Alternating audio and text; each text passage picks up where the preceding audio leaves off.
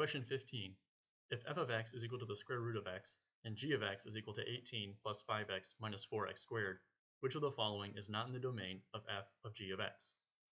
So f of g of x is just going to be the function f of x, but where we have x, we're going to plug in g of x. So it would be the square root of g of x, which, when we write this all out, is the square root of 18 plus 5x minus 4x squared. So now we're trying to find which of these values is not in the domain of this function.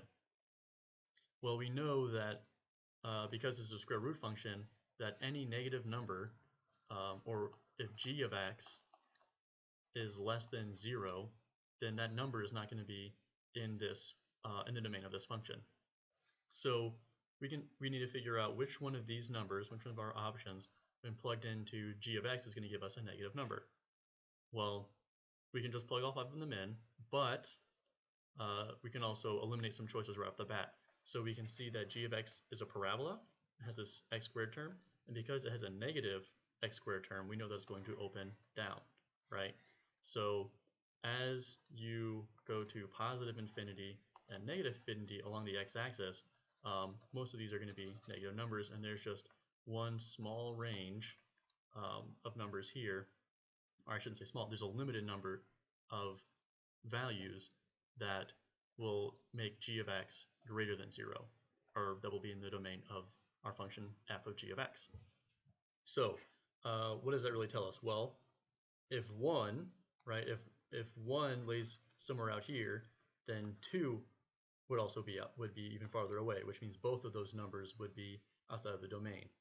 And we're thinking that, well, there's probably only going to be one answer, right? The SAT2 couldn't give us 2 multiple answers to one question, so we can say that 1 likely wouldn't be an answer. And likewise, 0 and negative 1 would have to be somewhere in this domain, because if negative 1 is over here, then we know that negative 2 will also be over here, and that would also give us 2 right answers. So we can just look at the ends and say it's probably either 2 or negative 2.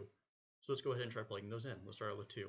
So if we plug in 2, right, g of 2 is going to equal 18 plus 5 times 2 is 10, minus 4 times 2 squared, so 4 times 4 is 16.